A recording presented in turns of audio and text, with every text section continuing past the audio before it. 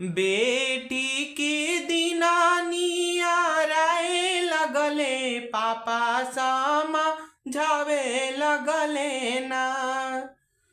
बेटी के दिना नियाराए लगले, पापा सामा झावे लगले ना।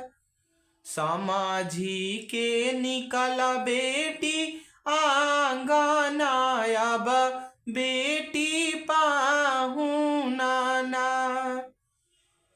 पापा के फटेला करे जावा, जैसे जेठा का करना।